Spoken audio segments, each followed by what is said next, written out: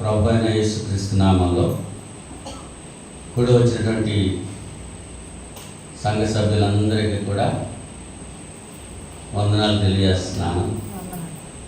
అలాగే ఆన్లైన్లో వాక్యం వింటున్నటువంటి ప్రతి సహోదరికి చింతపల్లిలో నుండి క్రీస్తు సంఘం తరపుగా హృదయపూర్వకమైనటువంటి వందనాలు తెలియజేస్తున్నాను.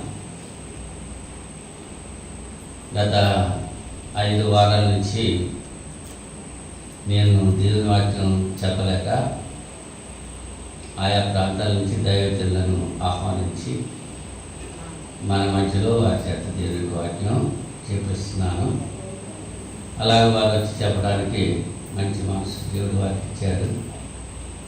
వారి కుటుంబాలని, వారి స్థానిక సంఘాలని దేవుడు దీవించి ఆశీర్వదించాలని మనం ప్రార్థన చేస్తున్నాం. గత వారం ఎవరు వచ్చారు? మోజెస్ గారు వచ్చారు. అంతకుముందు వారం టైటస్ గారు. అంతకుముందు వారం సహదేవ్ గారు. అంతకుముందు వారం జోసెఫ్ గారు. ఎంతమంది అయ్యారు? ఈ దినాన్ని మనతో వాక్యం పంచుకుంటాకి సహోదరులు ఎం దేవానంద్ గారు మన మధ్యలో ఉన్నారు. వారికి ఎన్నో కార్యక్రమాలు ఉంటాయి. బైబిల్ కాలేజీ నడిపిస్తున్నారు. అయినప్పటికీ కూడా మన చింతపల్లిలో ఉన్నటువంటి క్రీస్తు సంఘాన్ని ప్రేమించి, మా కుటుంబాన్ని ప్రేమించి, మన యొక్క ఆహ్వానం మేరకు సహోదరులు దేవునికి వాక్యం మనతో పంచడానికి మన మధ్యలో ఉన్నారు. వారికి మనందరి తరఫున వందనాలు తెలియజేస్తున్నాను. ప్రార్థన చేసుకున్న తర్వాత సహోదరులు వచ్చి దేవుని వాక్యం మనతో పంచుకుంటారు. ప్రార్థన చేసుకుందాం. మహోన్నతుడా, ప్రేమ స్వరూపుడా, పరిశుద్ధుడా, మీకు స్తోత్రం స్తోత్రం స్తోత్రం తండ్రి. గతించిన శుక్రవారం నుంచి ఇంత పర్యంతము మీ మహాదయచేత కృప చేత నన్ను మమ్మల్ని సజీవ లెక్కలో ఉంచారు. సురక్షితంగా కాచి కాపాడారు. ఈ రాత్రి సమయంలో ప్రియులైన మీ బిడ్డలతో కలిసి నేను బైబిల్ తరగతిలో ప్రారంభ ప్రార్థన చేయడానికి మీరు ఇచ్చిన సమయం బట్టి కృతజ్ఞతాస్తులో తెలియజేస్తూ ఉన్నాను. ఇప్పుడు వచ్చిన ప్రతి బిడ్డను దీవించండి, ఆశీర్వదించండి.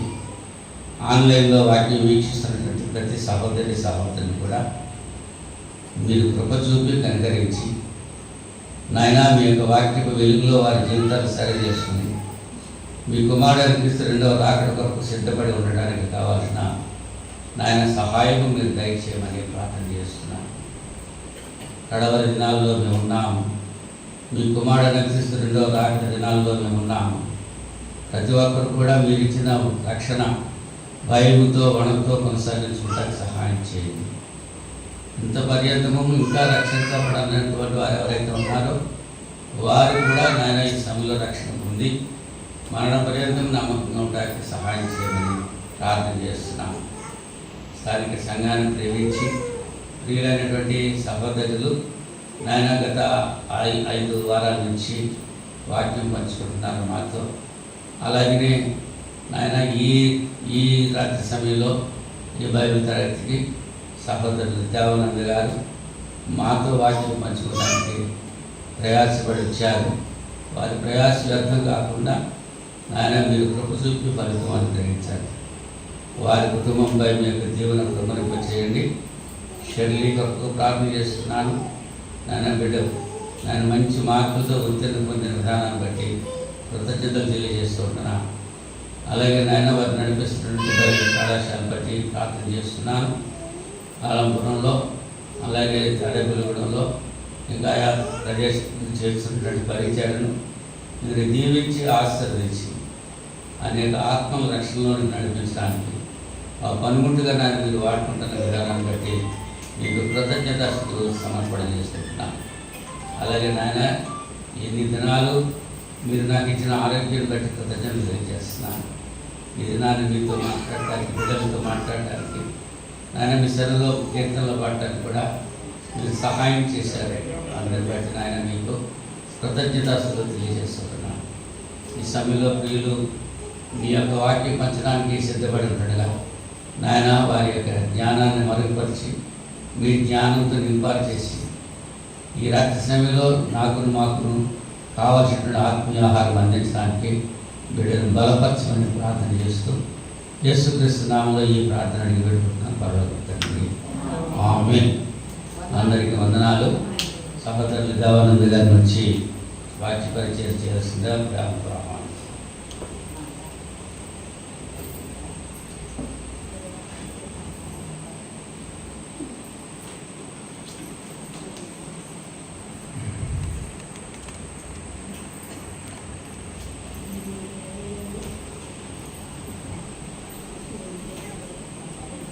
రాత్రికాల సమయంలో దేవుని సన్నిధిలో పరిశుద్ధులుగా చేరినటువంటి సహోదరి సహోదరులందరికీ కూడా ప్రభువైన యేసుక్రీస్తు నామములో నా యొక్క వందనాలు తెలియపరుస్తున్నాను.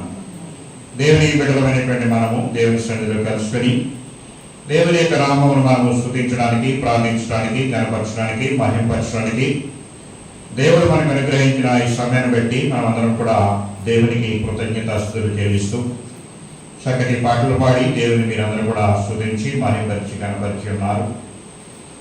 ఈరోజు చింతపల్లి క్రీస్తు సంఘముతో ఉన్నటువంటి మిమ్మల్ని అందరినీ కూడా కలిసి చాలా కాలం తర్వాత మీతో కలిసి దేవుని యొక్క వాక్యాన్ని ప్రకటించగలిగేటువంటి అవకాశాన్ని ఇచ్చినటువంటి దేవాది దేవునికి మొట్టమొదటిగా కృతజ్ఞతలు చెల్లిస్తూ చాలా కాలం తర్వాత మరి ప్రేమతో సహోదరుడు సత్యానంద గారు మరలా మమ్మల్ని ఆహ్వానించి ఇక్కడ వాక్యం చెప్పడానికి అవకాశం కల్పించినటువంటి సహోదరుడు సత్యానందం గారికి కూడా నా హృదయపూర్వకమైనటువంటి వందనాలు తెలియపరుస్తున్నాను. అనేక సంవత్సరాల తర్వాత మరలా ఈ విధంగా కలిసి దేవుని యొక్క వాక్యాన్ని ప్రకటించగలిగే మీ మధ్య అవకాశాన్ని దేవుడు కల్పించినందుకు దేవునికి స్తుతులు చెల్లిస్తూ ఈరోజు రాత్రి కొన్ని విషయాలను బైబిల్ గ్రంథం ద్వారా మనము ఆలోచించడానికి ప్రయత్నం చేద్దాం. అపోస్తలుడైనటువంటి పౌలు గారు కొరింథీయులకు రాసినటువంటి మొదటి పత్రిక 15వ అధ్యాయము 58వ వచనాన్ని మనం చదివినట్లయితే అపోస్తలుడైనటువంటి పౌలు గారు కొరింథీయులకు రాసిన మొదటి పత్రిక నేను చదువుతాను. కొరింథీయులకు రాసినటువంటి మొదటి పత్రిక 15వ అధ్యాయము 58వ వచనం. కాగా నా ప్రియ సహోదరులారా, మీరు మీ ప్రయాసము ప్రభువునందు వ్యర్థము కాదని ఎరిగి స్థిరులను కదలని వారును ప్రభు కార్యాభివృద్ధి యందు ఎప్పటికీ ఆసక్తులై ఉండుడి. ఈ మాటలు వ్రాస్తున్నది ఎవరంటే అపోస్తలుడైనటువంటి పౌలు గారు.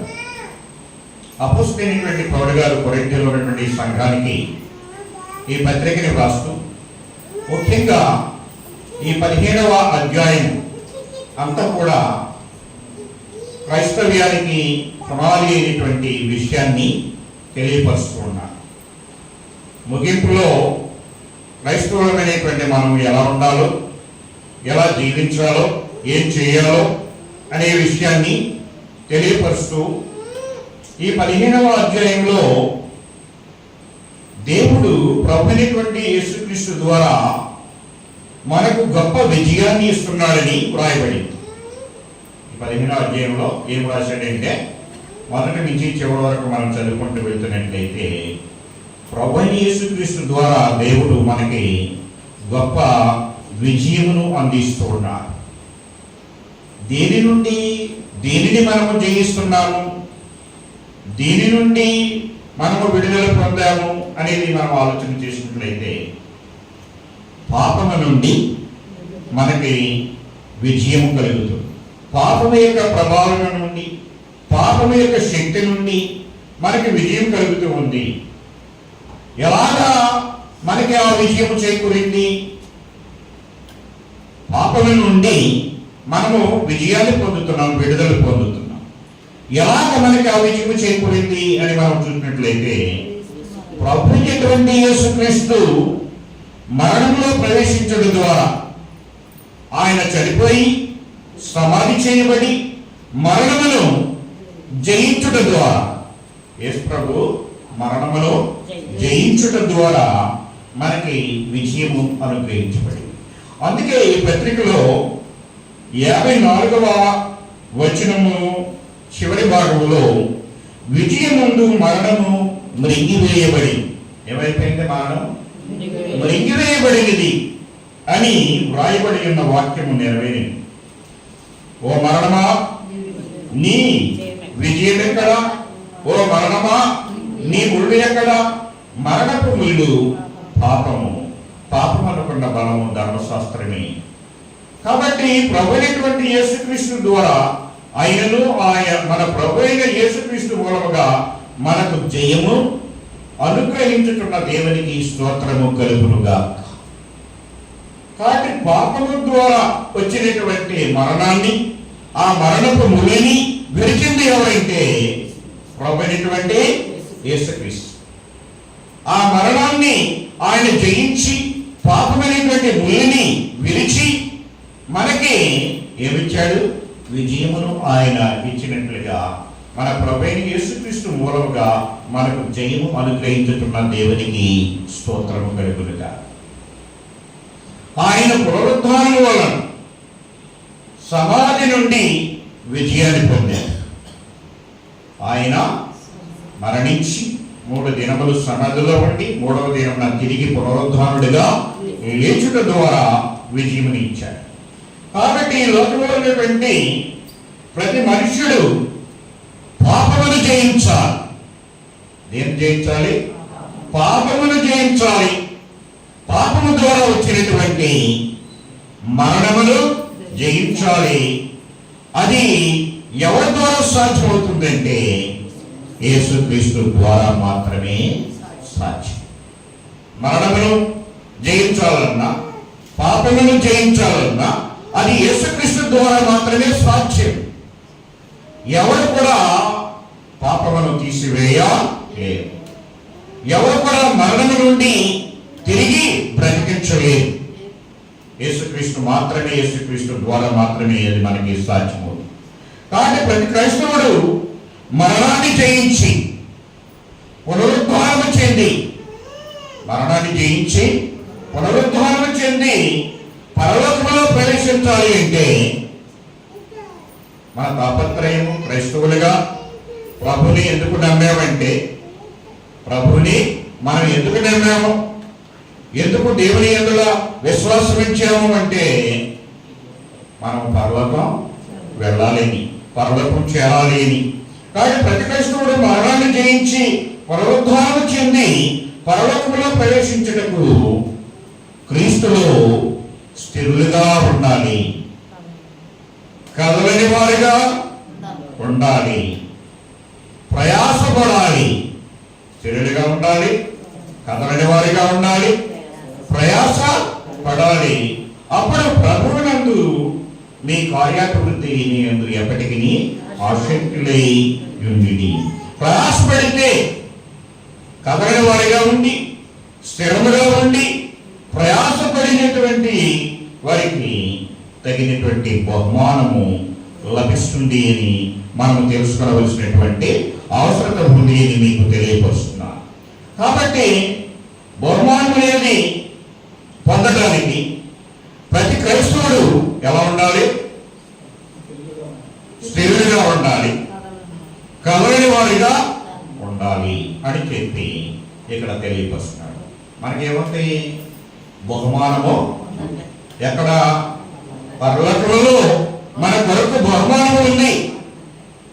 దేవుడు మనకు చేసినటువంటి వాగ్దానమును బట్టి మనల్ని పరలోకం తీసుకుని వెళ్తాడు అని ఆయన చెప్పినటువంటి వాగ్దానమును బట్టి మనం పరలోకం కొరకు ఎదురు చూస్తూ ఉన్నాం. కాబట్టి మనం ఆ బహుమానం పొందాలంటే, పరలోకం ప్రవేశించాలంటే స్థిరులుగా ఉండాలి, కదలని వారిగా ఉండాలి, ప్రయాస పడాలి. అప్పుడు కార్యాభివృద్ధి యందు ఆసక్తిగా ఉంటే, పనిచేసే వారిగా ఉంటే, ప్రయాసపడితే తగినటువంటి ప్రతిఫలము, బహుమానము మనకి లభిస్తుంది. కాబట్టి దేవులో మనము స్థిరులుగా ఉండాలి. స్థిరులుగా ఉండాలి అంటే దేంట్లో స్థిరులుగా ఉండాలి? ఇక్కడికి వచ్చి కూర్చుని కదలకుండా మెదలకుండా కూర్చుని ఏదో చెప్పిన వాక్యం వినేసి వెళ్ళిపోవటం కాదు. దేంట్లో స్థిరులుగా ఉండాలో ఈరోజు కొద్ది నిమిషాలు మనము ఆలోచించడానికి ప్రయత్నించాలి.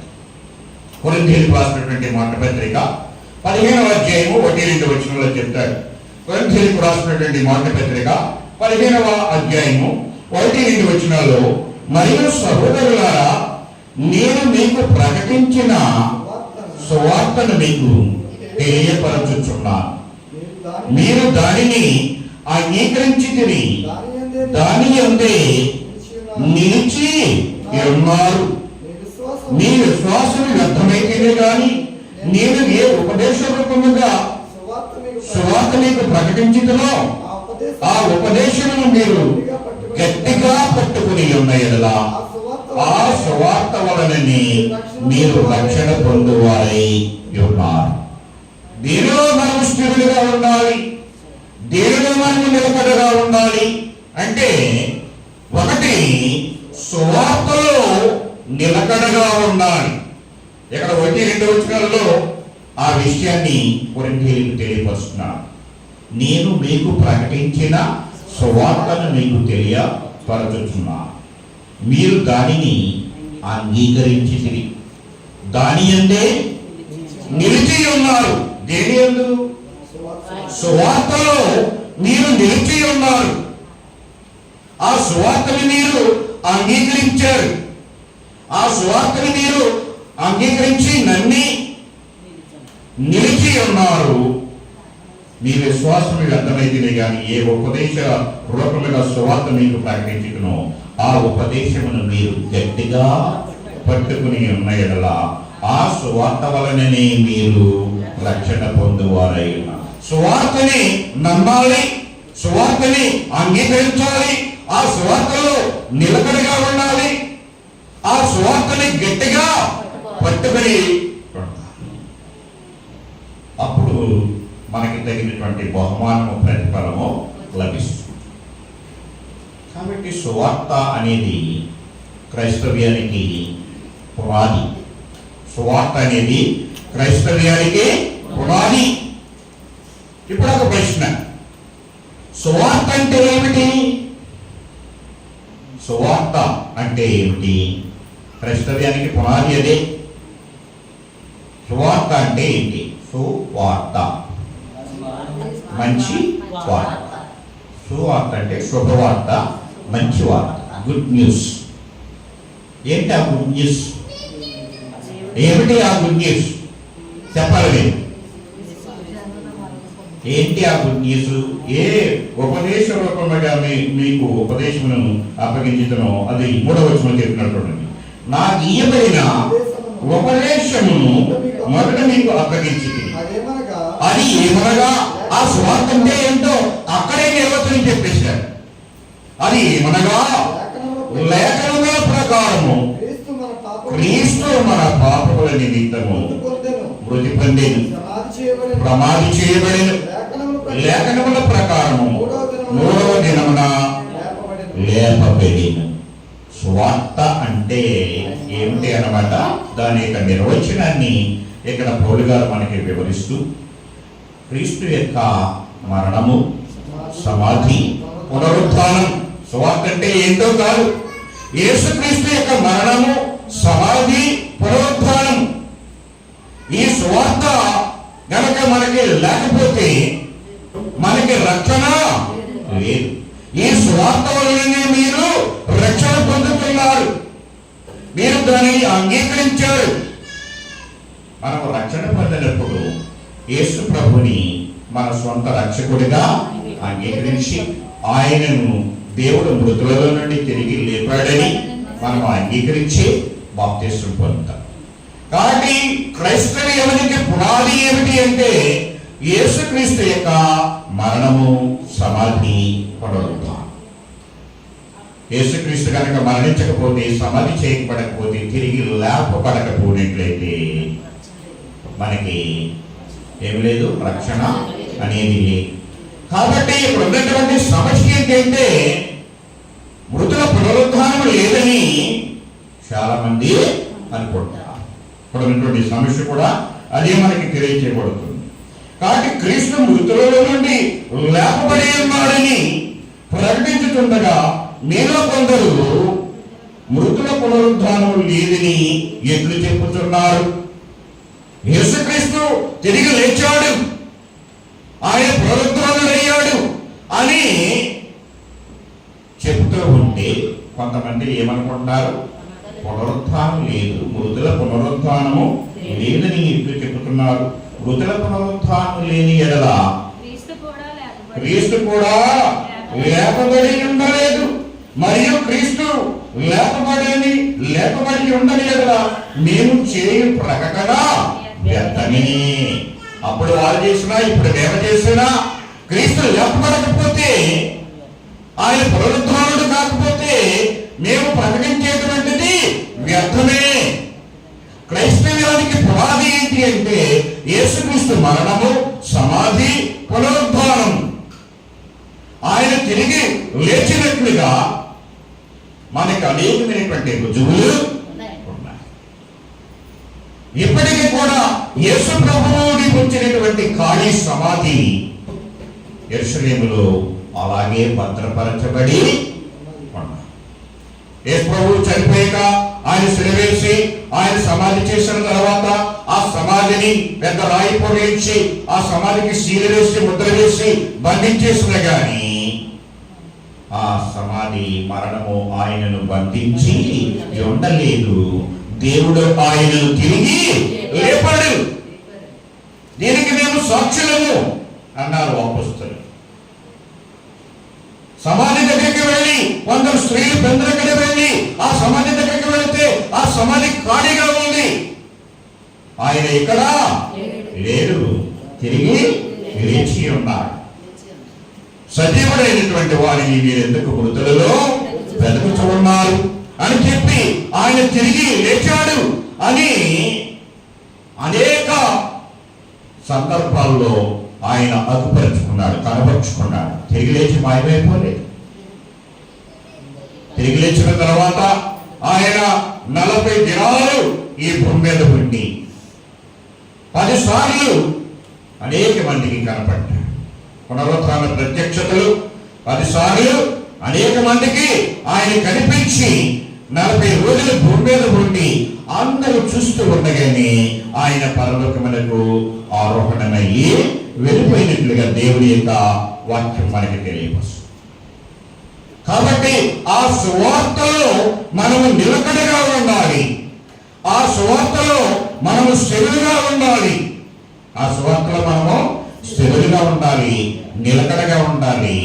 అదే మనకి పునాది. క్రైస్తవ్యమునకు పునాది ఏంటనమాట? యేసుక్రీస్తు మరణము, సమాధి, పునరుత్థానం. అప్పుడు అపోస్తలులు అయినటువంటి వారు పేతురు గారు ప్రకటించలే గాని, యోహాను గారు ప్రకటించలే గాని, పౌలు గారు ప్రకటించలే గాని అందరూ కూడా ఏమని ప్రకటించారంటే పునరుత్థానుడైనటువంటి యేసుక్రీస్తుని ప్రకటించారు. ఆయన శిలువ మరణం గురించి, సమాధిని గురించి, పునరుత్థానం గురించి అప్పుడు వారు ప్రకటించారు. ఇప్పుడు మేము కూడా అదే ప్రకటిస్తాం.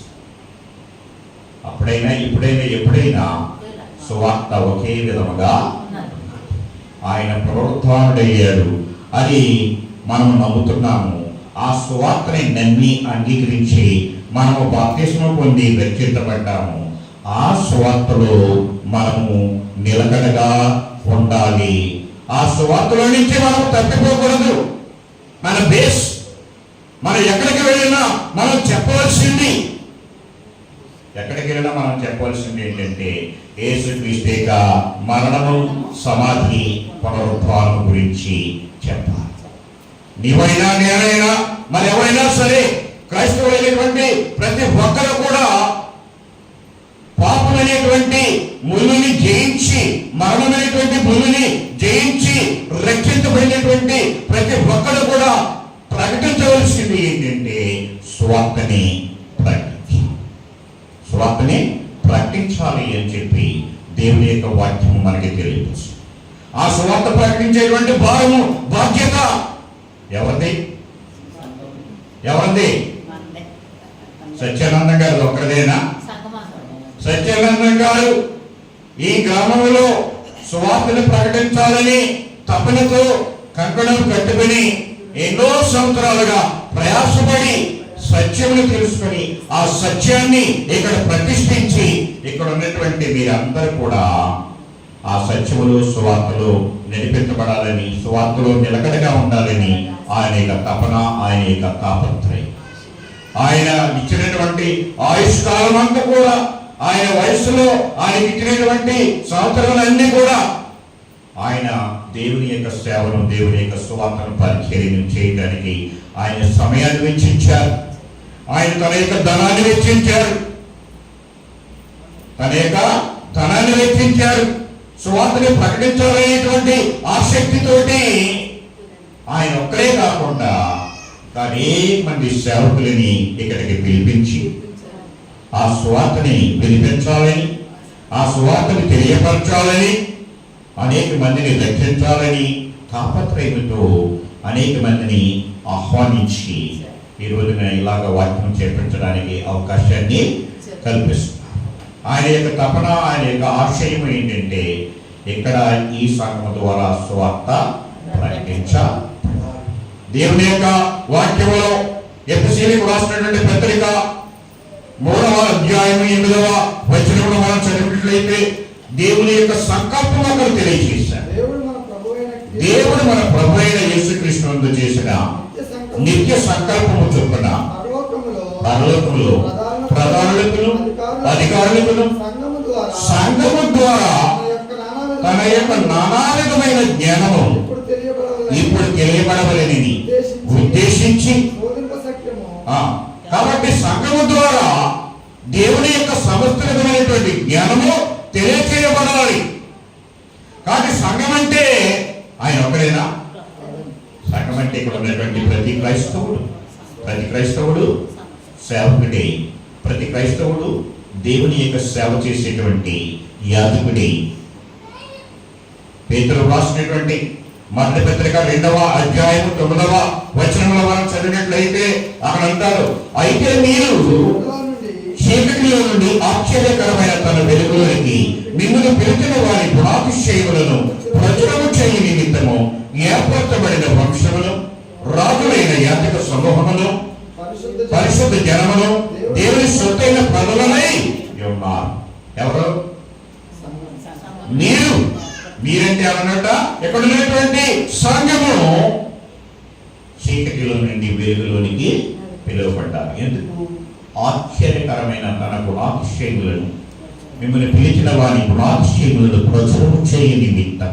ఎందుకు పిలువబడ్డారు? ఇక్కడ మీరు ఏదో ఆదివారం వచ్చి ఒక గంట సేపు 2 గంటల సేపు కూర్చుని కాలక్షేపం చేసుకుని రొట్టె ద్రాక్ష రసం వేస్తున్నారు, తీసుకుని త్రాగేసి మూత తుడుచుకుని వెళ్ళిపోవటమో కాదు. ఆ రొట్టె ద్రాక్ష రసం తీసుకునేటువంటి ప్రతి ఒక్కరు ఆయన గుణాతిశయములను ప్రచురించాలి. నీ కొరకు, నా కొరకు మరణించి తిరిగి లేచి సమాధించబడి తిరిగి లేచినటువంటి యేసుక్రీస్తుని ప్రచురించాలి. ఆయన మరణమును ప్రచురించాలి. మన క్రైస్తవ్యానికి పునాది అది కాబట్టి మనము దాని మీద నిలబడాలి. దేని మీద? యేసుక్రీస్తు మరణ, సమాధి, పునరుద్ధానముల మీద నిలబడి నిలకడగా ఉండి దాని గురించి ప్రచురించాలి. ఈ రొట్టె తిని ఈ ద్రాక్షరసం త్రాగు ప్రతి వాడును ఆయన వచ్చే వరకు ఆయన మరణమును ప్రచురించాలి అని చెప్పి దేవుని యొక్క వాక్యము మనకి తెలియపరిచినట్లుగా చూస్తూ ఉన్నాం. కాబట్టి దేంట్లో నిలకడగా ఉండాలి? సువార్తలో నిలకడగా ఉండాలి. ఆ సువార్త మన క్రైస్తవ్యానికి పునాది. దాని మీద మనము నిలబడి నిలకడగా ఆ సువార్తని చేయాలంటే ప్రకటించాలి, ప్రచురించాలి అని చెప్పి దేవుని యొక్క వాక్యము మనకి తెలియవస్తుంది. రెండవది, ఇంకా మనము దేవుడు స్థిరులుగా ఉండాలి. దేంట్లో మనం నిలకడగా ఉండాలి అనేది మనం చూసినట్లయితే మొదటి కొరింథీయులకు రాసిన పత్రికలోని 16వ అధ్యాయము 13వ వచనము.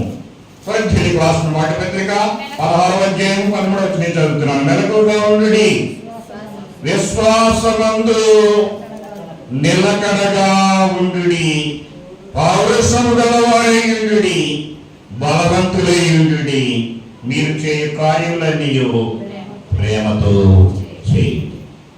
ఎలా చేయాలి? మన కార్యాలు ప్రేమతో చేయాలి. సువార్త ప్రకటించడం మనం ప్రేమతో చేయాలి. స్వార్థ ప్రకటిస్తే ఏదో వచ్చేస్తుంది అని కాదు. మనము ప్రేమతో ఆ స్వార్థని చేయాలి. ఇంకా ఇక్కడ చూస్తే దేంట్లో స్థిరులుగా ఉండాలి, దేంట్లో నిలకడగా ఉండాలి అంటాడంటే, మీరు నిలకడగా ఉండు, విశ్వాసమందు నిలకడగా ఉండు. ఇంకా ఎలా ఉండాలి? పౌరుషము గలవారై ఉండండి, బలవంతులై ఉండండి. విశ్వాసంలో మనం నిలకడగా ఉంటే మనకి పౌరుషం వస్తుంది, మనకి బలము వస్తుంది, మనకి శక్తి వస్తుంది. మనం దేవుడిని నమ్మాం. ఎవరిని నమ్మాం? దేవుని నమ్మాం. దేవుని యొక్క సువార్తని అంగీకరించాం. విశ్వాసం లేకపోతే మనము దేవుని బిడ్డలము అయ్యేవారము కాము. మనము విశ్వాసం ఉంచాం కాబట్టి, మనము దేవుని నమ్మాం కాబట్టి దేవుని బిడ్డలము అయ్యాం. యోహాను సువార్త 1:12 చదివితే, యోహాను సువార్త 1:12 చదువు. తనను ఎందరూ అంగీకరించిరో వారందరికీ, అనగా తన నామమునందు విశ్వాసముంచిన వారందరికీ దేవుని పిల్లలకుటకు ఆయన అధికారం అనేది. తన నామమునందు విశ్వాసముంచిన వారందరికీ దేవుని పిల్లలకుటకు అధికారము. మనము సువార్తని అంగీకరించి, సువార్తని విశ్వసించి, ఆయనను అంగీకరించి విశ్వసించి బాప్తిసం పొంది రక్షించబడ్డ దేవుని నమ్మాం. దేవుని నమ్మినటువంటి మనకి, విశ్వాసం ఉంచినటువంటి మనకి ఒక నిరీక్షణని దేవుడు ఇచ్చాడు. ఏమిటి మన యొక్క నిరీక్షణ? విశ్వాసం అంటే ఏంటి? అసలే విశ్వాసం అంటే ఏమిటి? ఇందాక సువార్త అంటే ఏమిటి అని అడిగాను, దాని నిర్వచనం చెప్పాను. ఇప్పుడు విశ్వాసం అంటే ఏమిటి? విశ్వాసం అనే మాట కూడా నిర్వచనము ఉంది. ప్రతిదానికి దేవుడు నిర్వచనాన్ని, అర్థాన్ని మనకి తెలియపరుస్తున్నాడు. విశ్వాసం అంటే ఏమిటి?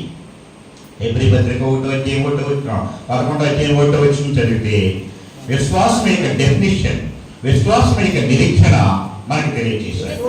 విశ్వాసం అనేది నిరీక్షించబడి వాటి యొక్క నిజస్వరూపములు అదృశ్యమైనది ఉండవనిటకు రుజువులై ఉన్నది. విశ్వాసం అనేది నిరీక్షించబడి వాటి యొక్క నిజస్వరూపములు అదృశ్యమైనవి ఉన్నవనిటకు రుజువునై ఉన్నది. విశ్వాసం అంటే ఏంటన్నమాట? నిరీక్షించబడి వాటి యొక్క నిజస్వరూపం. నిరీక్షించడం అంటే ఏంటి? ఎదురు చూడటం. మనం దేని కొరకు ఎదురు చూస్తున్నాం? దేవుడు మనకి ఏమి ఇస్తానన్నాడు? ఏమి ఇస్తానన్నాడు? దేవుడు ప్రభువైనటువంటి యేసుక్రీస్తు మనకి ఏమి ఇస్తానన్నాడు? మనల్ని ఎక్కడికి తీసుకుని వెళ్తానన్నాడు? పరలోకం తీసుకుని వెళ్తానని చెప్పాడు. యోహాను సువార్త 14:1 1, 2, 3, 4, 5, 6 వచనాలు మనం చదువుకుంటూ వెళ్తే అక్కడ చెప్తాడు. అక్కడ ఏమని చెప్పాడు? క్రైస్తవులకి, దేవుని బిడ్డలైనటువంటి వారికి ఆయన ఇచ్చేటువంటి ఒక వాగ్దానం, ఒక చదవదమ్మా. కాబట్టి అక్కడ చెప్పినటువంటి మాటలు మనం చూసినట్లయితే ఏం చెప్తాడు? కలవరపడకండి, మీరు తండ్రి యందు విశ్వాసం ఉంచారు, నా యందు విశ్వాసము ఉంచుడి. నా తండ్రి ఇంట లేక నివాసములు కలవు, నేను ఎడలా నీతో చెప్పుదును, మీకు స్థలములు సిద్ధపరచ నేను వెళుతున్నాను. నేను వెళ్ళి మీ కొరకు స్థలములు సిద్ధపరిచి నేను మరలా వచ్చి నేను స్థలములు నేను ఉండలాగా నేను మిమ్మల్ని అక్కడికి తీసుకుని వెళ్తాను అనేటువంటి ఒక గొప్ప వాగ్దానాన్ని, నిరీక్షని ఆయనకి ఇచ్చారు. మన యొక్క నిరీక్షణ ఏంటంటే ఆయన ఎక్కడ తీసుకువెళ్తానన్నాడు? తండ్రి యొద్దకు తీసుకువెళ్తానన్నాడు. మీ కొరకు నివాసాలు నేను సిద్ధపరుస్తున్నాను, మిమ్మల్ని నేను ఎక్కడైతే ఉంటానో అక్కడికి తీసుకుని వెళ్తాను అని వాగ్దానం చేశాడు. దానిని మనం నమ్మాము, దానిని మనము దాని కొరకు నిరీక్షిస్తున్నాం, ఎదురు చూస్తున్నాం. ఎక్కడికి వెళ్ళాడు ఆయన? తండ్రి దగ్గరికి వెళ్ళాడు, పరలోకంలోకి వెళ్ళాడు. తండ్రి రొమ్మున ఆయన ఆనుకొని ఉన్నాడు. పరలోకంలో దేవుని కుడి పార్శ్వమున తండ్రి రొమ్మున ఆయన ఆనుకొని ఉన్నాడు. ఆ ఉన్నటువంటి స్థలానికి, ఆ పరలోకానికి నిన్ను నన్ను మనలందరినీ కూడా తీసుకుని వెళ్తాను అని వాగ్దానం చేశాడు. వెళ్ళాలంటే ఎవరి ద్వారా వెళ్ళగలం? రైలు ఎక్కితే వెళ్ళిపోతావా? ఎవరైనా విమానం ఎక్కితే వెళ్ళిపోతావా? రైలు ఎక్కినా విమానం ఎక్కినా ఎక్కడ మనము పర్వకానికి వెళ్ళలేము. ఎవరి ద్వారా వెళ్ళగలమంటే యేసుక్రీస్తు ద్వారా మాత్రమే. ఆయన మనకి వాగ్దానం చేసి మిమ్మల్ని అక్కడికి తీసుకుని వెళ్తాను అని చెప్పాడు కాబట్టి ఆయన ద్వారా మాత్రమే మనము వెళ్ళగలము. 14వ అధ్యాయం 6వ వచనం యోహాను సువార్తలో అక్కడ చెప్పాడు ఏమంటాడంటే, యేసు నేనే మార్గమును సత్యమును జీవమును, నా ద్వారా తప్ప ఎవడును తండ్రి యొద్దకు రాడు. నేనే మార్గము, నేనే సత్యము, నేనే జీవము, నా ద్వారానే తప్ప ఎవడును తండ్రి యొద్దకు రాడు. నేనే మార్గం ఎక్కడికి? తండ్రి యొద్దకు వెళ్ళడానికి. నేనే సత్యం. నేనే సత్యం అంటే ఆయన యొక్క వాక్యాన్ని మనము అంగీకరించినప్పుడు, ఆ వాక్యంలో మనం నిలకడగా ఉన్నప్పుడు మనం పరలోకానికి వెళ్ళగలిగేటువంటి అవకాశము ఏర్పడుతుంది. కనుక ఆ విశ్వాసంలో మనము నిలకడగా ఉండాలి. ఎవరిని నమ్మాము? దేవుని నమ్మాము. ఏముందని నమ్మాము? మన కొరకు పరలోకం ఉందని ఆయన చేసినటువంటి వాగ్దానం. నిరీక్షించబడి వాటి యొక్క నిజ స్వరూపమును అదృశ్యమైనవి ఉండవలటకు రుజువునై ఉన్నది అనేటువంటి విశ్వాసం పెట్టి అదృశ్యమైనది ఉన్నది. పరలోకం ఎప్పుడైనా ఎవరైనా చూసారా? మనలో ఎవరైనా చూసారా? మనం ఎప్పుడూ చూడలేదు, కానీ పరలోకం ఉంది అని మనం నమ్ముతున్నాం. ఎందుకు నమ్ముతున్నాం? అక్కడి నుంచి వచ్చినటువంటి ఆయన మనకి చెప్పారు, తెలియపరిచారు. ఎక్కడి నుంచి వచ్చారు ఆయన? పరలోకం నుండి, దేవుని యొద్ద నుండి వచ్చారు.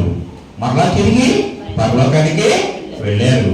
కాబట్టి పరలోకం ఉంది అని మనం చూడకపోయినా పరలోకం నుండి దిగి వచ్చినటువంటి ఆయన చెప్పారు కాబట్టి అది చూడకపోయినా అది ఉన్నది అని మనం నిరీక్షిస్తున్నాం, ఎదురు చూస్తున్నాం. ఆ నిరీక్షణతో మనము ఆయనను మాత్రమే నమ్మి ఆయన మార్గంలో మాత్రమే నడవాలి. ఆయన చెప్పినట్టుగా మనము జీవించాలి, నడుచుకోవాలి. వేరొక మార్గంలోనికి వెళ్ళాలి. ఇంతకు మునుపు మనం వేరే వేరే మార్గాలను అవలంబించుండొచ్చు.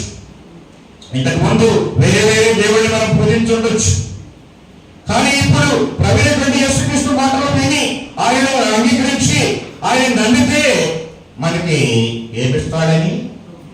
బహుమానం ఇస్తాడని, ప్రతిఫలం ఇస్తాడని మనం నమ్మి ఆయన దగ్గరికి వచ్చి మనం నమ్మినటువంటి నమ్మకంలో నుంచి, విశ్వాసంలో నుంచి బయటికి వెళ్ళండి. ఎబ్రీ పత్రిక 11వ అధ్యాయం 6వ వచనంలో అంటాడు. ఎబ్రీ పత్రిక 11వ అధ్యాయం 6వ వచనంలో ఏం చెప్పాడంటే, అక్కడ విశ్వాసం లేకుండా దేవునికి ఇష్టమయ్యుట అసాధ్యము. విశ్వాసం లేకపోతే మనం దేవునికి ఇష్టమయ్యుట అసాధ్యము. దేవుని యొద్దకు వచ్చేవాడు ఆయన ఉన్నాడని, తను వెనకవాడికి ఫలము దయచేవాడని నమ్మలేదు కదా. దేవుడిని నమ్మేక, దేవుడిని విశ్వసించాక దేవుడు ఉన్నాడు అని మనం నమ్మి ఆయన దగ్గరికి వచ్చాం. ఆయన వెతికినట్లయితే, ఆయన దగ్గరికి వచ్చి ఆయన వెతికినట్లయితే మనకి ఏమిస్తాడు?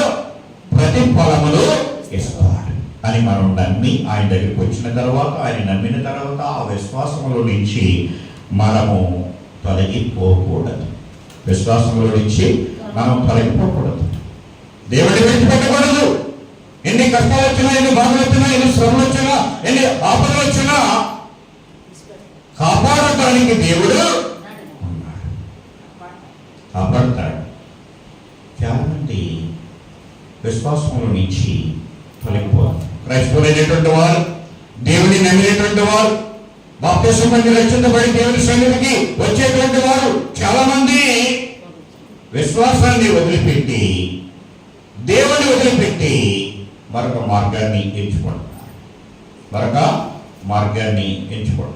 క్రైస్తవుడైన తర్వాత వేరే ఆచారాలు కానీ, అన్య ఆచారాలు కానీ మనం ఆచరించడానికి వీలు లేదు.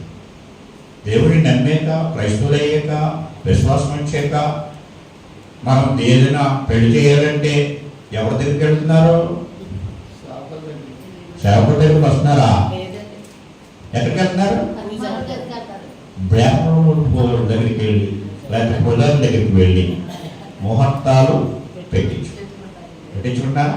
ఆ ముహూర్తం పెట్టించేసుకున్నాక అప్పుడు సేవకుడి దగ్గరికి వచ్చాయా, అయ్యారు మా అమ్మాయికి పెళ్ళండి, మా అబ్బాయికి పెళ్ళండి, పలానా వదండి, పలానా టైం అండి అని ముహూర్తాలు పెట్టించు. ఇంకేంది విశ్వాసం? విశ్వాసంగా ఉన్నట్టేనా? విశ్వాసంలో నిలబడిగా ఉన్నా అని చెప్తూ ఉంటే విశ్వాసాన్ని వదిలిపెట్టి, దేవుని వదిలిపెట్టి వేరే మార్గాన్ని అవలంబిస్తున్నారు. ఒక గృహప్రవేశం చేయాలన్నా, ఒక శంకుస్థాపన చేయాలన్నా, ఒక దిన కార్యక్రమం చేయడానికి కూడా చాలా మంది ఇలాంటి ముహూర్తాలని నమ్ముతున్నారు. ఏదైనా అనారోగ్యం వచ్చినప్పుడు, జబ్బు చేసినప్పుడు ప్రార్థన చేసుకుంటారు, తగ్గుదు ఏమో అయిపోతుంది, నాకు ఎవరో మండెట్టేశారని ఆ మందుకు ఎక్కించుకోవడానికి మాంత్రికుడి దగ్గరికి రాదు. నాకేదో మందు పెట్టేశారని, లేకపోతే ఏదో చేతపడి చేసేసారని ఈ చేతపడులు, మందులు, మాపులు నమ్మి మాంత్రికుల దగ్గరికి, తాంత్రికుల దగ్గరికి వెళ్ళి తాయితులు పెట్టుకుని, తావీదులు పెట్టుకుని, కాలికి, చేతులకి, మొదళ్ళకి తాయితులు, తావీదులు. ఏది విశ్వాసం? విశ్వాసంలో స్థిరులుగా ఉండాలి. క్రైస్తవులైనటువంటి వారు దేవుడిని నమ్మాక ఆయన ఎద్దకు వచ్చినప్పుడు ఆయన పొలము దయచేవారని నమ్మగలరు కదా. కాబట్టి దేవుడిని మాత్రమే గుడికి పెట్టకూడదు. 2వ కొరింథీ పత్రిక, కొరింథీయులకు రాసిన 2వ పత్రిక 1వ అధ్యాయము 24వ వచనంలో మనం చదివినట్లయితే, మీ విశ్వాసము మీద మేము ప్రభువులని ఎలాగో చెప్పట్లేదు కానీ మీ ఆనందములకు సహకారమై ఉన్నాము. విశ్వాసము చేతని మీరు నిలకడగా ఉండాలి.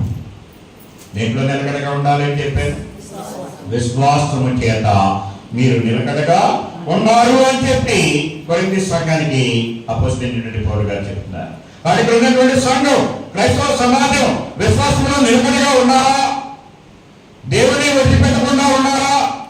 వేరొక మార్గాన్ని అవలంబిస్తున్నారా అనేది ఎవరికి వారు ప్రశ్నించుకోవాలి. కాబట్టి దయ్యం పట్టేసిందని భూత వైద్యుడి దగ్గరికి వెళ్ళిపోతున్నారు. మనం దయ్యము పట్టేసిందని భూత వైద్యుడి దగ్గరికి వెళ్ళిపోతాం. వాళ్ళ దగ్గర ఏమి కూడా మాత్రాలు, తంత్రాలు ఏమి ఉండవు. మనం మభ్య చేసి, మోసం చేసి మన దగ్గర నుంచి డబ్బు లాగుతారు తప్ప దానివల్ల ఏమీ ప్రయోజనము ఉండదు అని చెప్పి దేవుని యొక్క వాక్యం మనకి తెలియజేస్తుంది. ఇప్పుడు వరకు 2 విషయాలు మనకి చెప్పాను. ఒకటి సువార్తలో నిలకడగా ఉండాలి, రెండవది విశ్వాసంలో నిలకడగా ఉండాలి, మూడవది దేవుని బోధలో నిలకడగా ఉండాలి. దేంట్లో నిలకడగా ఉండాలి? దేవుని బోధలో నిలకడగా ఉండాలి, దేవుని వాక్యంలో నిలకడగా ఉండాలి. మనం ఏ బోధనైతే నమ్మేమో, ఏ సత్యమునైతే నమ్మేమో ఆ సత్యాన్ని, ఆ బోధని వదిలిపెట్టకుండా దానిని మనము గట్టిగా పట్టుకుని ఉండవలసినటువంటి అవసరం ఉంది. గలతీ పత్రిక 5వ అధ్యాయం 1వ వచనంలో అంటాడు, గలతీ పత్రిక 5వ అధ్యాయం 1వ వచనం, కాబట్టి మీరు స్థిరులుగా నిలిచి మరలా దాస్యముల కాడి క్రింద సిగ్గుపడకుడి. మీరు ఎలా ఉండాలి? స్థిరులుగా నిలిచి ఉండండి, మరలా దాస్యముల కాడి కింద సిగ్గుపడకుడి అని చెప్తున్నారు. హెబ్రీ పత్రిక 10వ అధ్యాయం 23వ వచనంలో, హెబ్రీ పత్రిక 10వ అధ్యాయము 23వ వచనంలో, వాగ్దానం చేసిన వాడు నమ్మదగిన వాడు, మన నిరీక్షణ విషయమై మనము ఒప్పుకునేది ఏంటంట? మనము ఒప్పుకునేది నిశ్చలముగా పట్టుకుందాం. మనం ఏ బోధనైతే నమ్మేమో, ఏ బోధనైతే ఒప్పుకున్నామో ఆ బోధని, ఆ వాక్యాన్ని, ఆ సత్యాన్ని మనము గట్టిగా పట్టుకుని ఉండవలసినటువంటి అవసరం ఉంది. కాబట్టి దేంట్లో మనం నిలిచి ఉండాలి అంటే క్రీస్తు యొక్క బోధలో, క్రీస్తు యొక్క వాక్యములో, క్రీస్తు సంఘ సత్యాన్ని నమ్మినటువంటి మనం అబద్ధ బోధన వైపుకి వెళ్ళాలి. అబద్ధ బోధలు, అసత్యం అనేది ఈనాడు ఎక్కువగా లోకంలో ప్రకటించబడింది.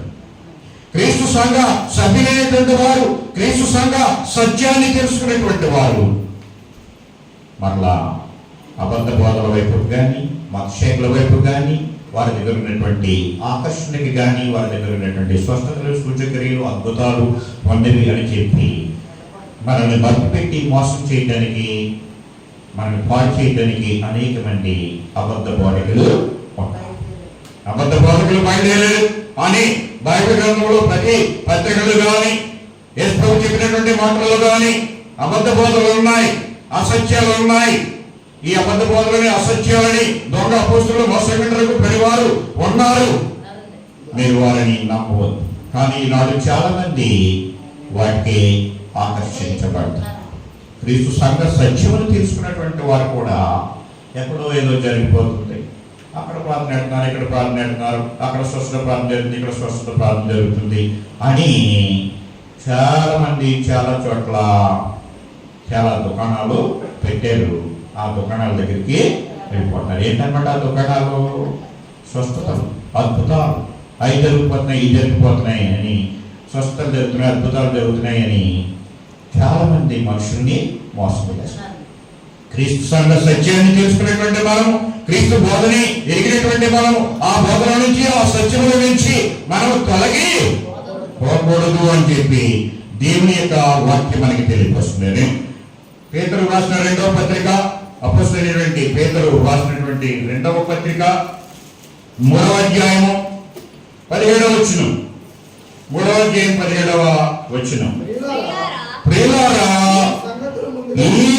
మీరు ఈ సంగతులు ముందుగా తెలుసుకొని ఉన్నారు కనుక మీరు నీతి విరోధుల తప్పు బోధ వలన తొలగింపబడి మీకు కలిగిన స్థిర మనసుని విడిచి పడిపోకుండా కాచుకునుడి. ఎవరికి మాటలు? మనకి, క్రైస్తవులైనటువంటి మనకి, క్రీస్తు సంఘ సత్యములు ఎరిగినటువంటి మనకి ఏం చెప్తున్నాడంటే, ప్రియులారా, మీరు ఈ సంగతులు ముందుగా తెలుసుకుని ఉన్నారు కనుక మీరు నీతి విరోధుల తప్పు బోధ వలన తొలగింపబడి.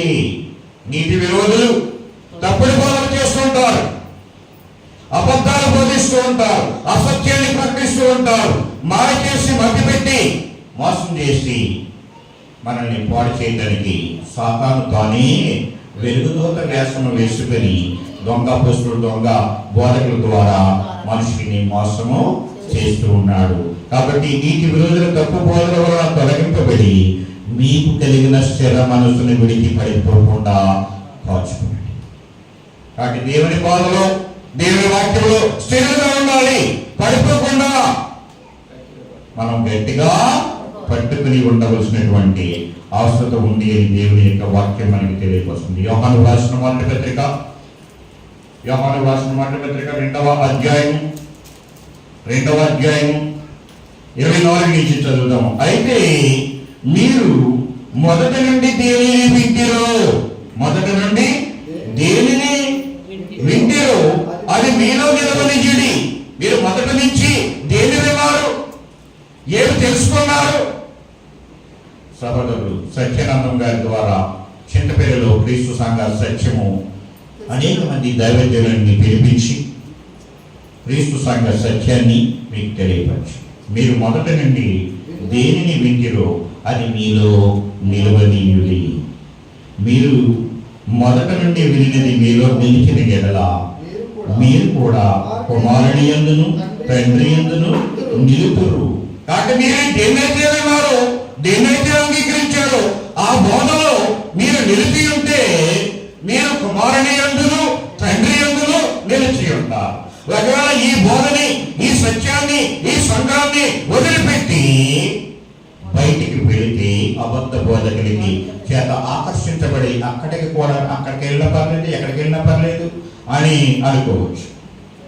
ఎక్కడైనా ఒకటే కదా, ఎక్కడైనా దేవుడే కదా, ఎక్కడైనా వాక్యమే కదా అని అనుకోవచ్చు. కానీ అక్కడ తప్పుడు బోధలు, అబద్ధ బోధలు, అసత్యాలు ప్రకటించబడుతున్నాయి. మనుషుల్ని మోసం చేసేటువంటి బోధకులు బయలుదేరారు. కాబట్టి మీరు క్రీస్తులో నిలిచి ఉండాలంటే, దేవుని కుమారుని యందు నిలిచి ఉండాలంటే, ప్రభువు తండ్రి యందు మీరు నిలిచి ఉండాలంటే, మీరు మొదటి నుండి దేని విన్నారో దాంట్లోనే గట్టిగా పట్టుకొని ఉండండి, దాంట్లో నిలిచి ఉండండి అని చెప్పి తెలియపరుస్తున్నారు. మీరు కూడా కుమారుని యందు తండ్రి యందు నిలుతురు, నిత్య జీవము అనుగ్రహించునది ఆయన తానే మనకు చేసిన వాగ్దానం. మనకు చేసిన వాగ్దానం ఏంటంటే నిత్య జీవాన్ని ఇస్తాడు. అదే వాగ్దానం చేశాడు ఆయన. స్వస్థతలు, సూచక్రియలు, అద్భుతాలు ఇవి తాత్కాలికమైనవి. మనకు కావాల్సింది ఏంటంటే నిత్య జీవం కావాలి. ఆ నిత్య జీవం ఎక్కడ ఉందంటే లేఖనాల్లో ఉంది, ప్రభులో ఉంది, క్రీస్తులో ఉంది. ఆ నిత్య జీవమును మనము వెంటాడాలి. ఆ నిత్య జీవం కొరకు మనము ప్రయాసపడవలసినటువంటి అవసరత ఉంది అని దేవుని యొక్క వాక్యము మనకి తెలియపరుస్తుంది. కాబట్టి దేంట్లో నిలకడగా ఉండాలి? ఇప్పటి వరకు 3 విషయాలు వచ్చినాయి. ఒకటి, స్వార్థలో నిలకడగా ఉండాలి. రెండవది, విశ్వాసంలో నిలకడగా ఉండాలి. మూడవది, దేవుని బోధలో నిలకడగా ఉండాలి. ఇంకా చెప్పిన నాలుగవది మనం చూసినట్లయితే ఆరాధించుటలో నిలకడగా ఉండాలి. దేంట్లో? ఆరాధించుటలో నిలకడగా ఉండాలి. దేవుని యొక్క ఆరాధన చాలా ప్రాముఖ్యమైనది. క్రైస్తవులు దేవుణ్ణి ఆరాధించాలి, దేవుణ్ణి స్తుతించాలి, దేవుణ్ణి ప్రార్థించాలి, దేవుణ్ణి గణపరచాలి. ఆరాధనలో మనం నిలకడగా ఉండవలసినటువంటి అవసరం.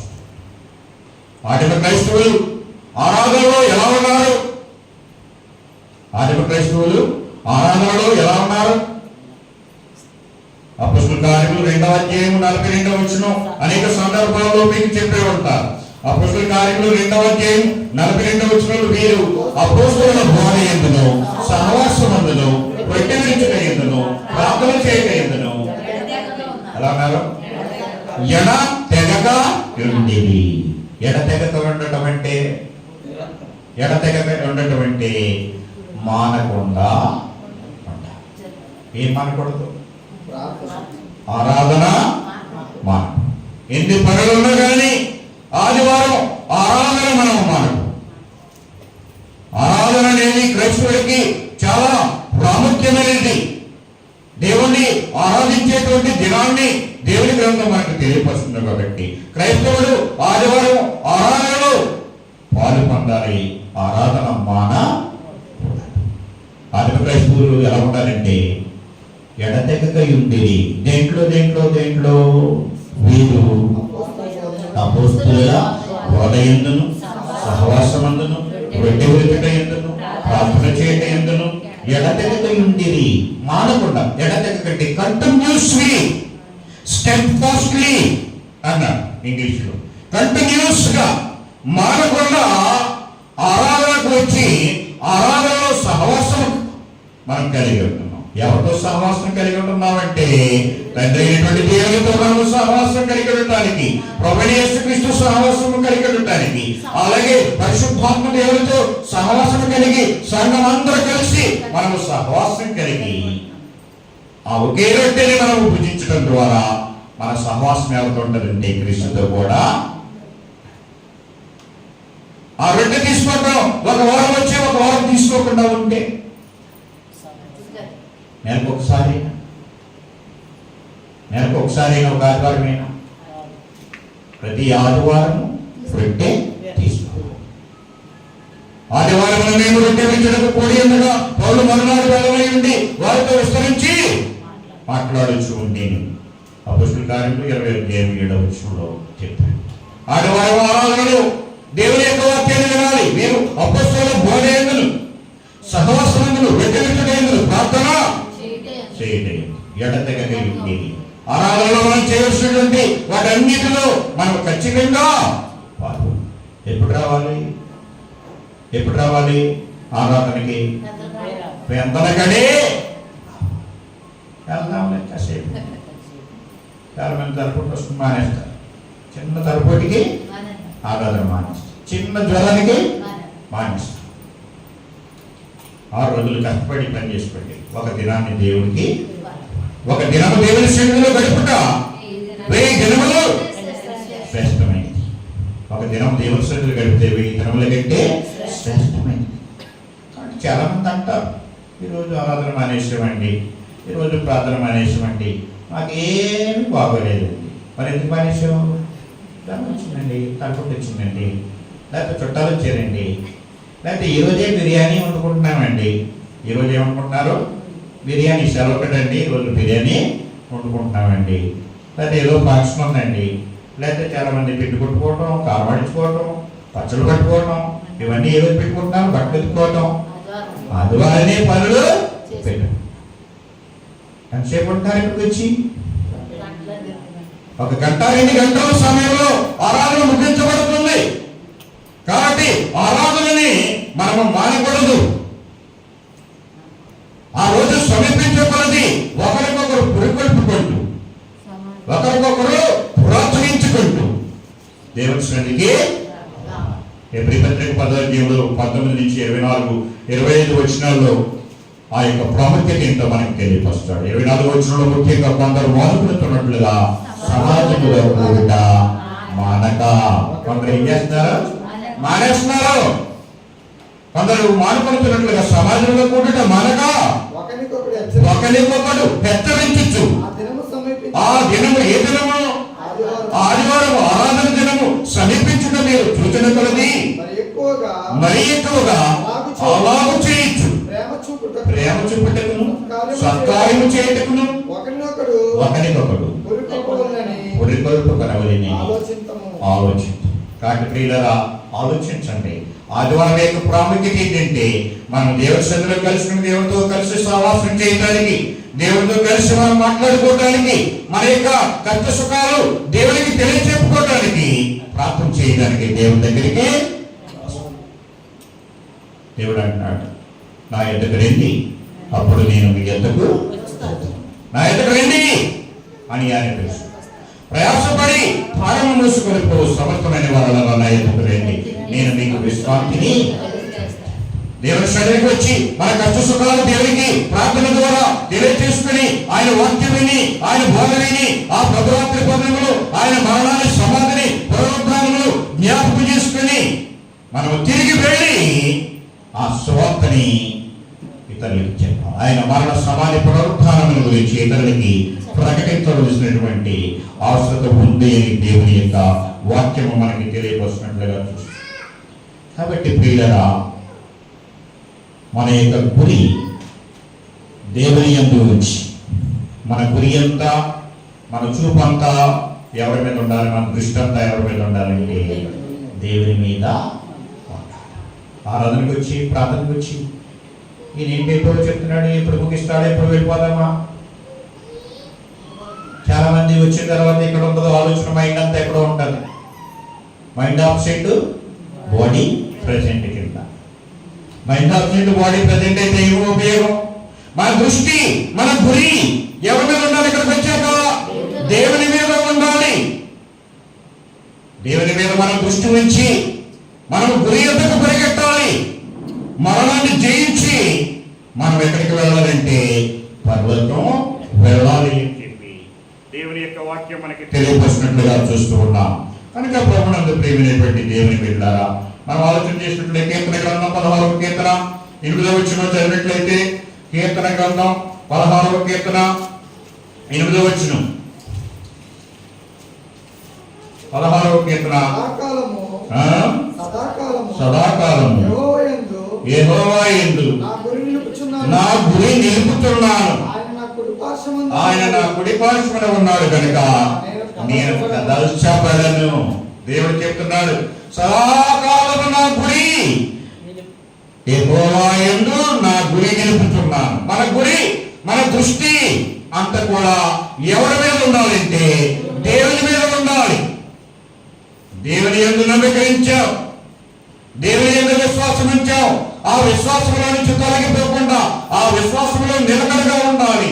దేవుణ్ణి విడిచిపెట్టకుండా వేరొక మార్గంలోనికి, వేరొక దేవుడు కానీ, దేవతలు కానీ, పూజలు కానీ, పురస్కారాలు కానీ ఏమి కూడా చేయకుండా మన దృష్టి అంతా కూడా ఎవరి మీద పెట్టాలంటే దేవుని మీద పెట్టాలి. అందుకే అపోస్తలుడైనటువంటి పౌలు గారు ఏమంటాడంటే, గురి యొద్దకే పరిగెత్తుచు ఉన్నాను. ఫిలిప్పీ పత్రిక 3వ అధ్యాయం 14వ వచనంలో మాట్లాడినట్లయితే ఫిలిప్పీ పత్రిక 3వ అధ్యాయము 14వ వచనం, క్రీస్తు యేసునందు దేవుని ఉన్నతమైన పిలుపునకు కలుగు బహుమానము పొందవలెనని గురి యొద్దకే పరిగెత్తుచు ఉన్నాం. పౌలు గారు ఇక్కడ మాట్లాడితే ఏంటి? గురి యొద్దకే పరిగెత్తుచు ఉన్నాం. క్రీస్తు యేసునందు దేవుని ఉన్నత పిలుపునకు కలుగు బహుమానము పొందవలెనని. ఏముంది మనకి?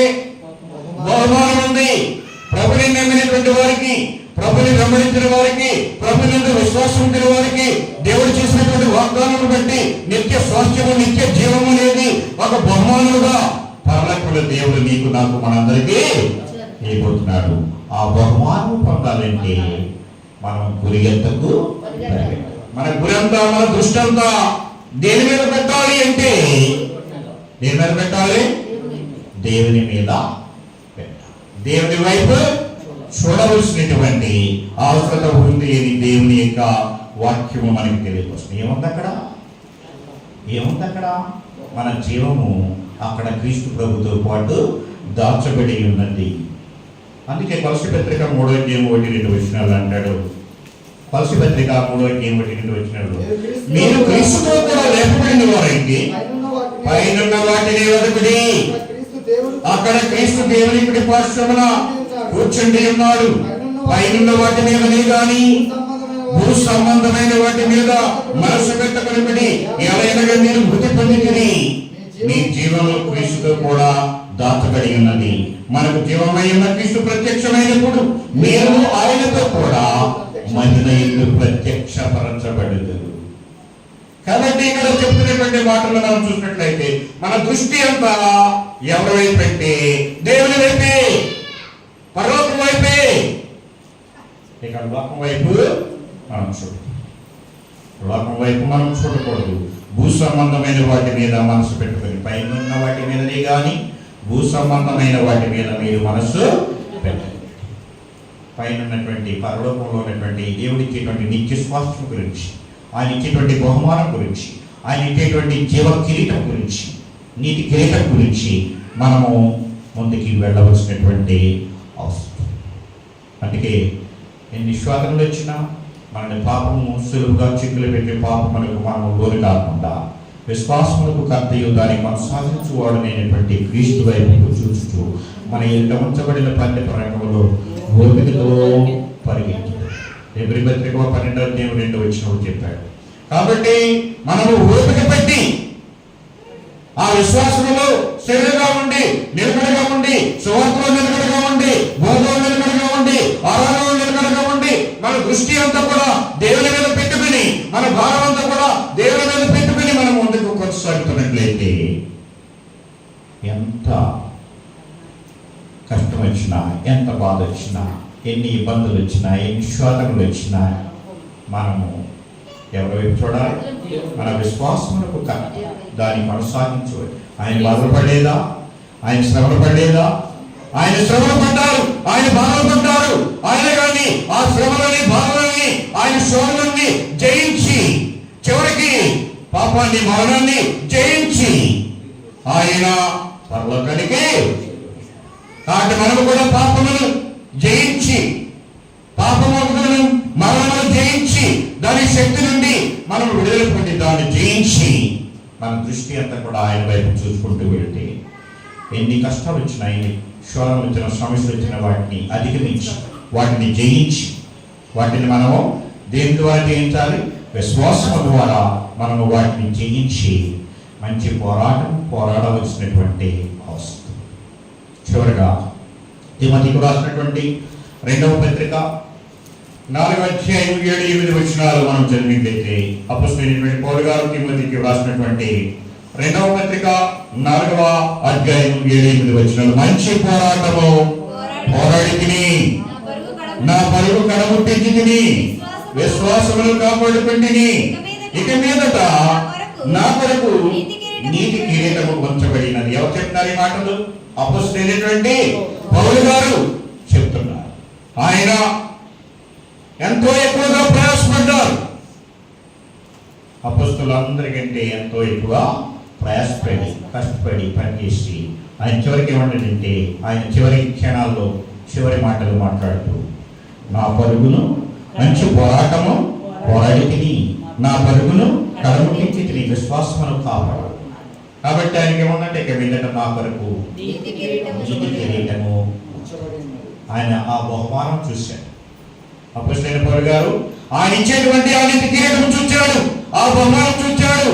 దానికి కొరకే నేను ఆయన పిలిచినటువంటి ఉన్నతమైనటువంటి పిలుపునకు కొరకు బహుమానం పొందవలేని గురి ఎంతకే పరిగెత్తుతున్నాను. ఆ పరుగుని కడముట్టించాను, విశ్వాసాన్ని కాపాడుకున్నాను. కాబట్టి నా కొరకు ఏమన్నాడంటే, నీతి కిరీటము ఉంది. ఆదిన నందు నీతి గల న్యాయాధిపతి అయిన ప్రభువు అది నాకు మాత్రమే కాకుండా తన ప్రత్యక్షతను అపేక్షించే వారికి అందరికీ అనుగ్రహించాడు. ఆయన ఒక్కరికే కాదు, ఇక్కడ ఉన్నటువంటి మనకందరికీ కూడా ఆయన ప్రత్యక్షతను అపేక్షించేటువంటి మనం ఆయన మహిమలో ప్రవేశించాలంటే, ఆ ప్రత్యక్షతని మనం చూడాలంటే దేని చూడాలి? భూ సంబంధమైన వాటిని కాకుండా పైన వాటిని, పైన ప్రభుత్వ యేసు వైపు మనం చూస్తూ, దేవుని యొద్దకు మన దేవుని చూస్తూ, దేవుని మీద దృష్టించి, ఆయన వాక్యం మీద దృష్టించి, ఆరాధన మానకుండా, దేవుని బోధలోంచి తొలగిపోకుండా, దేవుని వాక్యంలోంచి తొలగిపోకుండా, అబద్ధ బోధలోకి అసత్యములకి వెళ్లకుండా, వాటిని ఆకర్షించకుండా, వాటిని వెంబడించకుండా మనము విశ్వాసంలో నిలకడగా ఉండి సువార్తను ప్రకటించడానికి ప్రయాసపడితే ఈ బహుమానం మనకి లభిస్తుంది. అని ఇక్కడ ఉన్నటువంటి మీకును మాకును మనకందరికీ దేవుడు దయచేయాలని మనం ప్రార్థన చేసుకుని ఈ యొక్క తరగతిని ముగించుకుందాం. ఇంతవరకు వాక్యమైన మీకు అందరికీ నా హృదయపూర్వకమైనటువంటి వందనాలు తెలియపరుస్తున్నాను. ఈ రోజు ఈ అవకాశం ఇచ్చినటువంటి సహోదరులు సత్యానందం గారికి, కుటుంబానికి నా ప్రత్యేకమైనటువంటి వందనాలు తెలియపరుస్తూ, దేవుడు ఇంకా ఆయనకు ఆరోగ్యమనిచ్చి ఆయుష్నిచ్చి ఆయన ప్రతికాలం దేవుని స్వార్థ పరిచర్యలో వాడబడేటట్లుగా దేవుడు సహాయం చేయాలని ఆయన కొరకు కూడా మనం అందరం కూడా ప్రార్థన చేద్దాం. అందరికీ వందనాలు. ప్రార్థన చేసుకుందాం. అత్యంత ప్రేమమయుడు కృపాకనికర గల పరలోకమందున మా తండ్రి, మీ యొక్క మహోన్నతమైన ఉన్నతమైన శ్రేష్టమైన నామములకు వందనాలు కృతజ్ఞతలు చెల్లిస్తున్నాం. మీరు సర్వోన్నతుడైన దేవుడు, సర్వశక్తిమంతుడైన దేవుడు, మాకు జీవాన్ని ఊపిరిని ప్రాణము సమస్తమిచ్చి జీవపదేశ్వరం గొప్ప దేవా, మీకు వందనాలు కృతజ్ఞతలు. అనేకమైన ఎరుకల నుండి, ఇబ్బందుల నుండి, సమస్యల నుండి, బాధ్యతల నుండి, అనారోగ్యం నుండి, ప్రమాదముల నుండి మమ్మల్ని కాపాడి మీ బిడ్డలుగా అంగీకరించి మమ్మల్ని రక్షించి, మీ కుమారుని యేసుక్రీస్తు ప్రభు యొక్క శిలువ మరణ సమాధి పునరుద్ధానముల ద్వారా మమ్మల్ని రక్షించి, మీ స్వార్థను మేమందరం అంగీకరించి, మీ కుమారుని యేసుక్రీస్తు నందు విశ్వాసం ఉంచి ఆయన ప్రకటించినటువంటి బోధలు, ఆయన సత్యములు మేము నిలకడగా ఉండాలని మీ వాక్యం ద్వారా ఇంతవరకు నేర్చుకుని ఉన్నాం. చిత్తపల్లి క్రీస్తు సంఘంతో కలిసి ఈ రోజు రాత్రి రీతిగా వాక్యాన్ని పంచుకోగలిగే అవకాశాన్ని దయచేసినందుకు మీకు వందనాలు కృతజ్ఞతలు చెల్లిస్తూ, ఉన్నటువంటి ఈ వాక్యం ప్రతి వారి హృదయాల్లో భరించగలిగినట్లుగా మీరు దీవించండి, ఆస్వాదించి ప్రతి ఒక్కరు కూడా మీ కుమారుని యేసుక్రీస్తు మరణ సమాధి పునరుద్ధానంలో ప్రకటించడానికి నేను సిద్ధపరచమని, అందరూ కూడా ప్రకటించగలిగినట్లుగా అటు అవకాశాన్ని బిడ్డలకి దయచేయమని నీకు విజ్ఞాపన చేస్తున్నాను. ఈ స్థానిక సంఘంలో స్వార్థ పరిచయం చేసినటువంటి నీ ప్రియ బిడ్డలు, మా ప్రియ సహోదరులు సత్యానందం గారి కొరకు, అలాగే ఆయన భార్య సోదరి సౌరమణి గారి కొరకు, వారికి ఇచ్చిన బిడ్డల కొరకు, కుటుంబ కొరకు ప్రార్థిస్తున్నాను. దీవించండి, ఆశీర్వదించండి, ఆయనలో భద్రపరచండి. సత్యానందం గారు ఆయన తన యొక్క జీవితాంతం కూడా తన జనములన్నింటినీ కూడా మీ సేవను, మీ స్వార్థను, పరిచర్యను చేయడానికి ఎంతో ఆసక్తిగా మీ యొక్క పనిని, మీ యొక్క పరిచర్యని ఈ యొక్క చిత్తపల్లి గ్రామంలో చేస్తూ ఉన్నారు. ఆయన యొక్క తాపత్రయాన్ని బట్టి ఇంకా స్వార్థను వినిపించాలని మంది సేవకులతో ఆహ్వానించి ఈరోజు రాత్రి నన్ను కూడా ఆహ్వానించి నాకు ఇచ్చినటువంటి అవకాశం బట్టి స్థుతులు తెలుస్తున్నాను. సత్యానంద గారికి ఇంకా శక్తినిచ్చి, మరణం ఇచ్చి, ఆరోగ్యం ఇచ్చి, ఆయన మరణోపాయం నుంచి తప్పించి మరొక జీవితాన్ని ఇచ్చారు. మరి ఎక్కువగా ఆరోగ్యం ఇచ్చి, ఆయుష్ని ఇచ్చి, ఆశ్రయించి మరి ఎక్కువగా మీ సేవల పరిచర్యలు స్వార్థలో వాడబడిగే శక్తి, సామర్థ్యమును, ఆరోగ్యమును, జ్ఞానము, భార్యని, బిడ్డల్ని, కుటుంబాన్ని దీవించండి. స్థానిక సంఘమంతటిని దీవించండి. సంఘ బిడ్డలందరినీ ఆశ్రదించి సంఘమంతులు చక్కటి భక్తుల విశ్వాసములు ఆత్మీయంగా ఎదగడానికి, వాక్యంలో బలపెట్టడానికి, మీ స్వార్థలో నిలకడగా ఉండి మీ వాక్యాన్ని, మీ స్వార్థని ప్రకటించగలిగినట్లుగా అనేక మందిని నడిపించగలిగేటట్లుగా విశ్వాసంలో స్థిరులుగా ఉండి మిమ్మల్ని విడిచిపెట్టకుండా మీ మీద ఆధారపడి మీ ద్వారా ప్రతి మేలు దీవెన ప్రతిఫలము పొందడానికి బిడ్డలందరినీ దీవించండి, ఆశీర్వదించండి. మీ వాక్యంలో మీ బోధలు నిలకడగా ఉండి అబద్ధ బోధల వైపు కానీ అసత్యం వైపు కానీ మారకుండా ఈ సత్యంలో వారు ప్రతిష్ఠించబడి సత్యము కొరకు పోరాడేట్లుగా ప్రయాసపడగలిగేటట్లుగా ఆరాధన మారకుండా ఆరాధనలో వాక్యంలో భావి తరగతులు అందరూ ఆసక్తిగా పాల్పొంది ఆత్మీయంగా బలపడగలిగేట్లుగా మీ వైపు చూస్తూ మీ యొక్క మీరు ఇచ్చేటువంటి బహుమానము పొందాలని గురియలకు పరిగెట్టాలని మీ వాక్యంలో ఆలోచించినట్టు రీతిగా ఇక్కడ ఉన్నటువంటి సంఘ బిడ్డలందరినీ ఆశీర్వదించండి. సంఘంలో ఉన్న చిన్న బిడ్డల కొరకు ప్రార్థిస్తున్నాం, ఎవరిస్తుల కొరకు ప్రార్థిస్తున్నాం, పెద్దవారి కొరకు వృద్ధుల కొరకు అందరి కొరకు ప్రార్థిస్తున్నాం. దీవించి ఆశీర్వదించి అందరూ పనిచేసుకోవడానికి శక్తి సామర్థ్యం బలము ఆరోగ్యములు దయచేయండి. చదువుకుంటున్నటువంటి బిడ్డలు పరీక్షలు పాస్ అయ్యి పై చదువుకు వెళ్ళడానికి మీరు ప్రభుత్వం పెంచండి. ఉద్యోగాలు చేసినటువంటి వారు పనులు చేసినటువంటి వారిని అందరినీ కూడా దీవించండి, ఆశీర్వదించండి. ఉద్యోగాలు లేని వారందరికీ ఉద్యోగాలు దయచేయండి. ఎవరైతే ఆరోగ్యంగా ఉన్నారో వారు ఇంటికి ఉన్నారో దేశంగా ఉన్నారో వారందరూ కూడా మీ ద్వారా ఆరోగ్యాన్ని పొంది క్షేమాన్ని పొంది స్వస్థతను పొంది క్షేమంగా ఆరోగ్యంగా మిమ్మల్ని స్తుతించే వారిగా మిమ్మల్ని మహిమపరిచే వారిగా ఉండేటకు సహాయం చేయమని విజ్ఞాపన చేస్తూ సాగమంత్రిని బలపరిచి ఆశీర్వదించి అభివృద్ధిపరచమని నేను మరొకసారి మేమందరం మీ స్వయంలో కలుసుకునే పర్యంతం మీ దేవుని ఆశీస్సులు మాకందరికీ అనుగ్రహించి దీవించి పంపించమని స్థానిక సంఘమంత్రిని ఆశీర్వదించమని ఈ యొక్క ప్రార్థన మా ప్రభువును మా రక్షకుడును మా విమోచకుడును నీ కుమారుడైన యేసు పరిశుద్ధ నామములో వేడుకొంచున్నాం తండ్రి. ఆమేన్. అందరికీ వందనాలు.